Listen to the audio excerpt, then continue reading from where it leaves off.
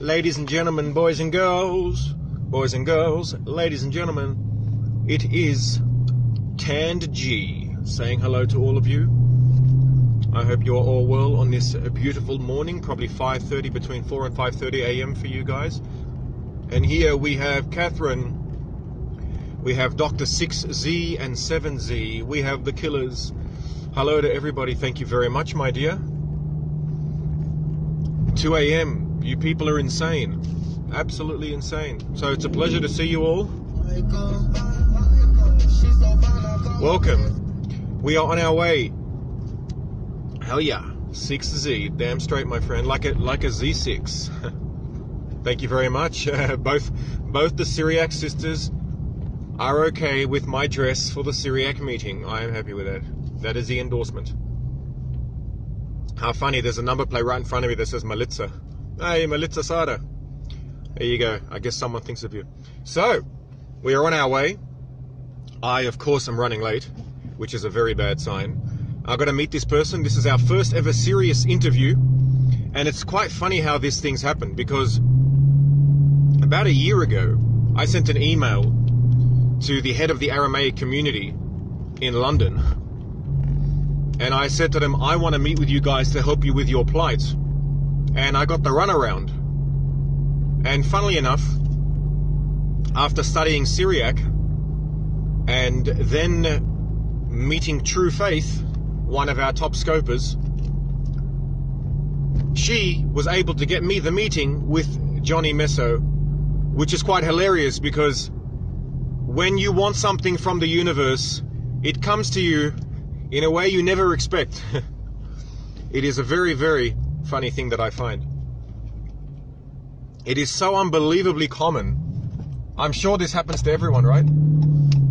When you put your mind to something, it ends up happening, whether you like it or not, but it never happens the way you think it will.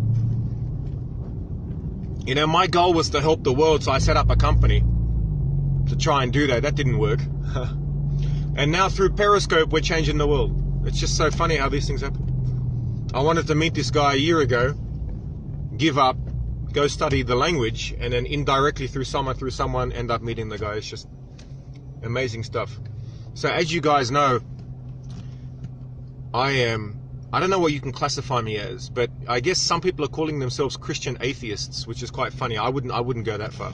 But I'm in love with the historical iterates of civilization, because we are, I guess, cells in this four-dimensional organism, which is civilization, which departed our ancestral home, us Akkadians, Arameans, Sumerians, Phoenicians, and it was exported and then carried forth through the fourth dimension to where we are today, talking through Periscope across the world. And these are beautiful things. We don't dismiss the wisdoms that we learnt in the past, but at the same time, we don't hold to them ideologically with any sort of rigidity. And of course, some of us do, and that's where we get these problems. I have a strong suspicion, it's quite beautiful. I have a strong suspicion that a lot of people here will be ideologically possessed as well. But if you like it, would that mean your culture had influenced that liking? Yes, absolutely, because if we were not here, if the culture failed, then we wouldn't be here to appreciate it. So yes, that's exactly right. And this is what we talk about with moral relativism. But the difference between it being relative and us makes it absolute to us. This is the argument I have with my brother, where he thinks that morality is absolute in its entirety. I say it's absolute relative to anything we can possibly know. And basically those two are identical up until such time that we can somehow get out of this universe and see whether it still holds to be true. Anyway, a whole different subject. I am excited about listening to Johnny's speech, and this really, I think, is the definition of still here bitches. So we are going to a church called Saint Gabriel.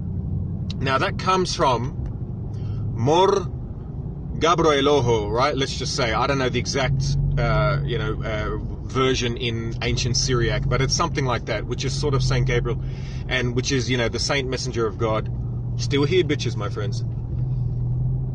And their church was seized by the Turkish government a few months ago, as you guys know from the Gabsmack channel. Now somehow, with the help of European governments, those were able to be given back, which is quite funny because that's how the Lebanese Christians survived between 1860 and 1893, when the Turkish backed Druze started massacring all of the Christians in Syria and Lebanon, and then they were saved by England and France. Interesting stuff. Anyway, so it's happening again. So the church is now back, but this is, as far as I know, and as far as Encyclopedia, I guess, attest, this church in modern day Turkey, which really was the original, Christianity, I guess, or whatever you want to call it, that Judaic sect which morphed into Christianity. This is the oldest church in history, as far as we know, the oldest large place of worship that still stands today. So when you go to that place, and I would love to scope from there one day if I can ever get into Turkey, but if you were ever to visit that place, you would be traveling back 2,000 years in time. That is no joke, my friends. I don't care what religion anyone is or no religion like myself. That is part of our human history across 4 dimensions. We can travel into other parts of our 4-dimensional body, aka civilization, by places like this. And after everything that it's seen, from the Greeks to the Persians to every single iterate of the Arabs and the Turks and each religion and every single massacre and every single genocide, after all of that, it's still there, and we're here going to St. Gabriel's Church in the name of that original building to interview someone who is a direct descendant, dare I say citizen, of the very location which we have now been calling Still Here Bitches. How's that for a lovely little speech? All right. So, what country do you come from? I come from Still Here Bitches, my friends. Due to its history. Absolutely, my friend. Absolutely. Now, some people want to add a metaphorical truth on top and perhaps conflate that with a literal truth. Why, thank you very much. Thank you. I appreciate it. I like it when I get inspired. I get inspired and these things just come out. Interview for what? Ah, yes, sorry. The interview is for the head of the Aramaic community, which is the oldest community since basically that we know in civilization. These people invented writing, the Sumerians and the Akkadians. Whoops, going the wrong way. Am I going the wrong way? Yeah. And these people still live in Iraq today. They survived ISIS. They survived Saddam Hussein. They survived Bashar al-Assad. Fantastic. Yeah, look, I mean, for those who know me know that I'm a physicist, and that comes first, but absolutely to gay, why thank you. Gays dress well, so I guess I'm doing something right.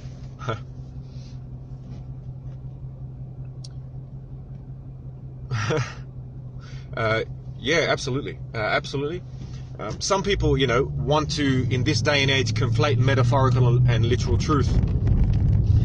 I always proposition that it does not have to be literally true that someone walked on some substance upon which most humans would sink through.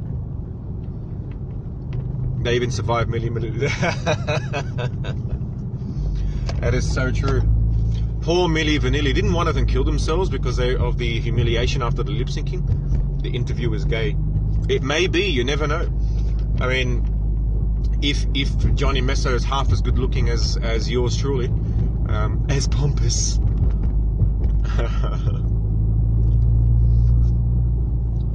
So who knows? The interview might only go for 2 minutes. Like an 18-year-old boy. Sorry, I mean, I always bring that joke up, but it could only go for 2 minutes, or it could go, as is said by that singer whose name I forget, all night long, all night, all night.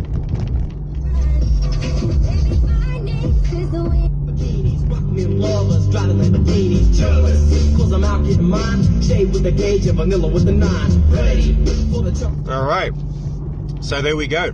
That's all I have to disclose to you at this stage. If anyone has any questions or anything they would like me to ask Johnny Messo, I'm going to suggest to him things. What's it like living there? What's it like not having a country? What's it like having all of that history? How was it living under ISIS? What's it like for all of your community to go back?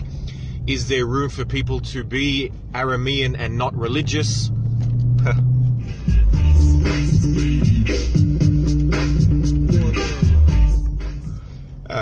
Why is it? My hypothesis is that the Christian faith, taken in its archaic form, like many Middle Eastern Christians take it, does not allow them to defend themselves, and that's a lot of the reason why they get massacred and butchered by other totalitarianistic ideologies, right, which have no problem with killing them.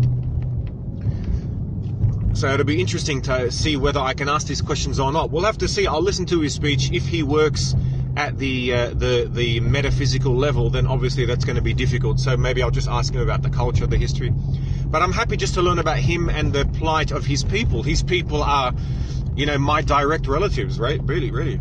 And I guess via 6 degrees, all of our relatives. Their suffering is our suffering. The Aramaic on the Rosetta Stone.